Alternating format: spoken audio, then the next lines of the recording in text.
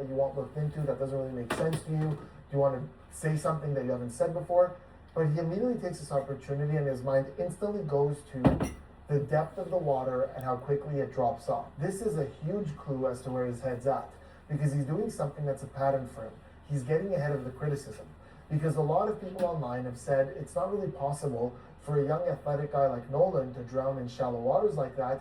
So when given a completely blank slate to talk about anything, he immediately goes to, no, look how quickly it drops off, and then you go a little bit more and it drops off again. Okay, now that we've established a pattern for the way that he communicates, we're gonna really get into the details of the story and see how he handles some difficult questions about what happened. But before we do, let me... All right. I am going to do something pretty much to, let me see, get involved with something. Sorry about that. Well, I'm not worried about it. I'm just a dumb trucker. I'm not some famous YouTuber, X-Space. I'm just a person that's dipping into other people's business. And so I had surgery today, and man, when I tell you, God puts people in situations, like I promote myself as being somebody that can see things that other people miss, almost as if God is revealing something to me, and believe it or not, it's fine. But something extraordinary happened to me today. At 10 o'clock this morning, I had to have surgery. It was in and out patient surgery. But while I was sitting in the lobby area, the waiting room to be called in, there were two white ladies sitting across from me. Now, this was in Mobile, Alabama. First and foremost, I'm from the coast. I live in Gulfport, Mississippi. I wasn't too much getting involved or dipping into the NOLAN WELLS case, although I did find it interesting. I was more concerned about the Charlie Kirk situation.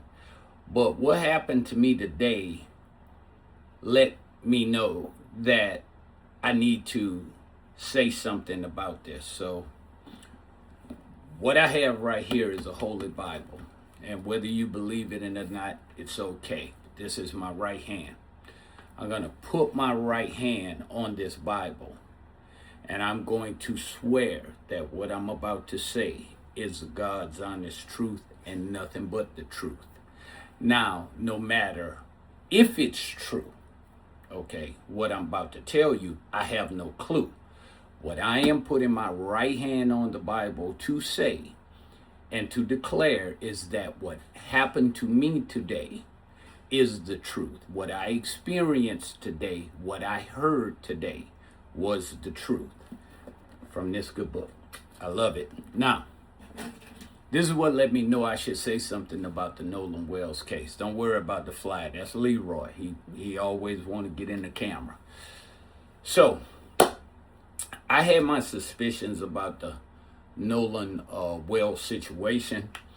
But, you know, I've been around these types of situations. I was a black kid kind of raised in different settings, white settings, black settings, the ghetto, the suburbs, you know, wealthy people, poor people. I've been around it all.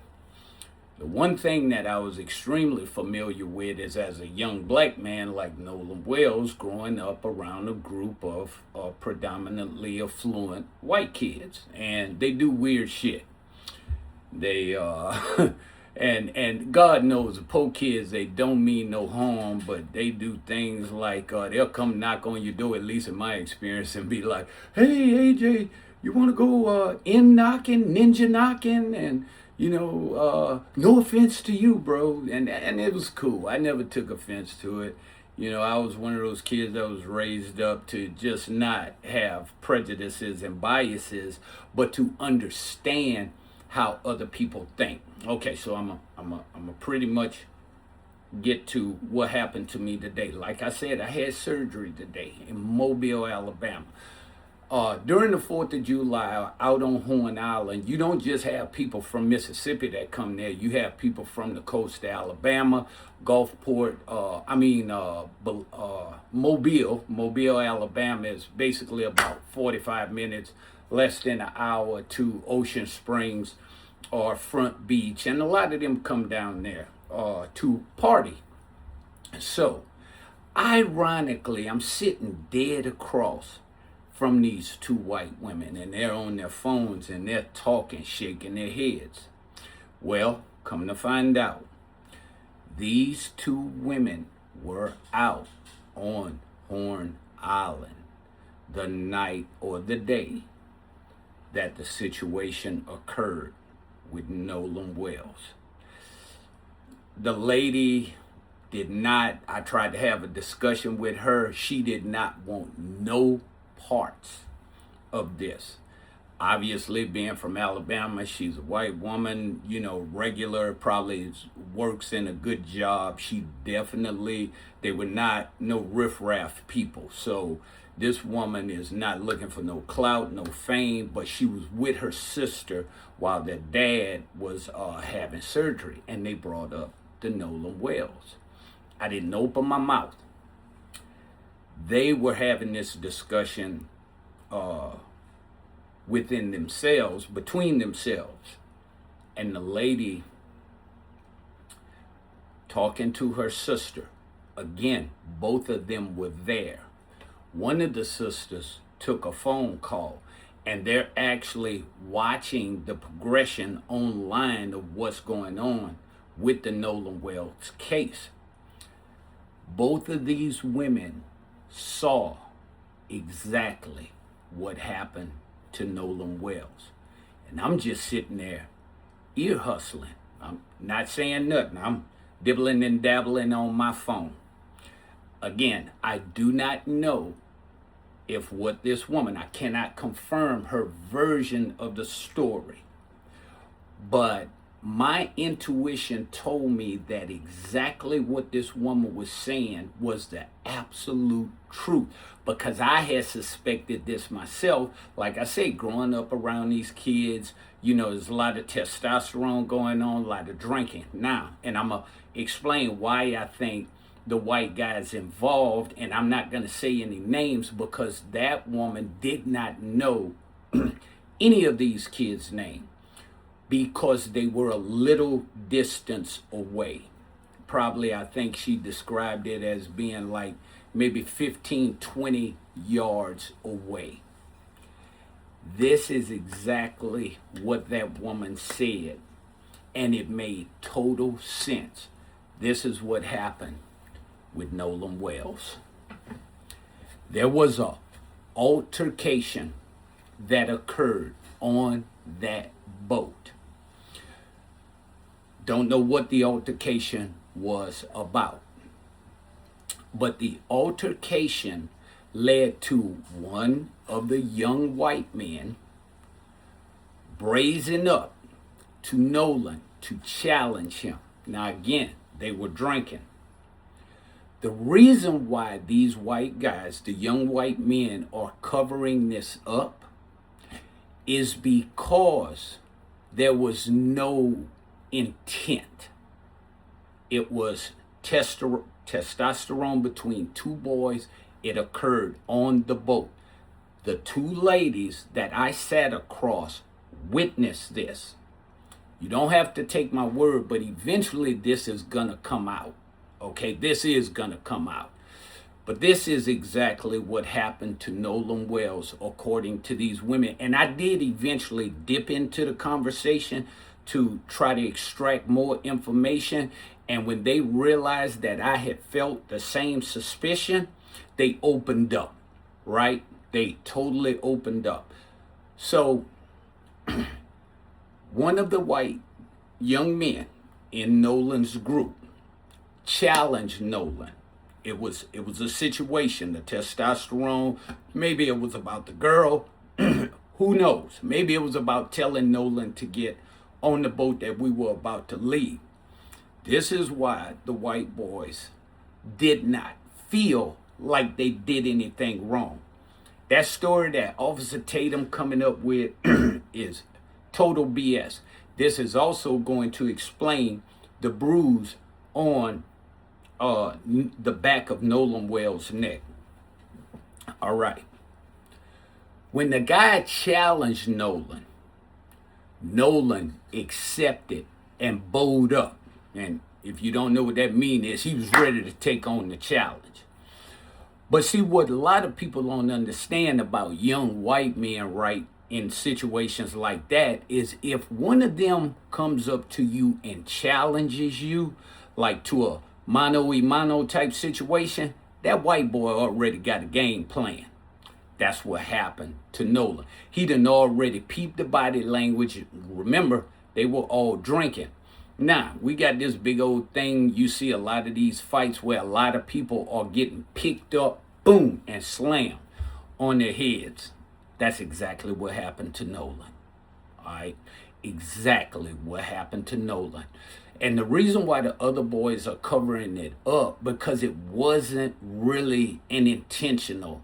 Whichever one of the guys that Nolan got into did not intentionally try to harm him in that respect. But when the testosterone is breeding, and also Nolan took the challenge, he didn't walk away. So when the white kid challenged Nolan, Nolan bowed up. He was ready to go. All right? But Nolan's running off pure emotions. Like I said, could have been about the girl. Whatever the case is, what those two women say they saw is Nolan squared up, ready to go. And when he went in, the white boy was already prepared to get Nolan. Boom, slammed him. When he slammed Nolan, that's when Nolan got that bruise on the back of his neck. By that time, don't know if Nolan's neck was broken or whatever the case is, whether he went unconscious or whatever. But they did try to bring Nolan back. That's why when you hear on the emergency call, right then and there, they're scrambling, trying to figure out what to do. Okay? Again, I wasn't there. So when the lady was explaining, and again, she had got on the phone when she was explaining this situation, because I guess some new updates had came on, and they were talking open and freely. And again, it was just me and my mom and the two white ladies. And they were just speaking freely to whoever it was on the phone. They're watching this close because they know they actually saw what happened. But even though they saw what happened, they didn't want no parts of it whatsoever. They didn't want no parts of the Nolan Wells situation, whatever, because of whatever their status is or whatever the case is. So when she started that, I say, man, I ain't trying to get in y'all business, and I know I'm black, but you know, I suspected that same thing. I suspected I do not believe them boys had no real intent on harming Nolan that way. It was just a testosterone thing. When I said that, oh, she went in. She went all the way in. Basically fortifying that she actually saw. And she said her sister back was turned because they out there partying. But when it happened, she tapped her sister turned around. So at that moment, they took off. When they saw Nolan, this was a split-second situation. You know what I'm saying? Where when the altercation occurred and the guy grabbed Nolan, boom, tossed him, right then and there, it was over. Split-second situation.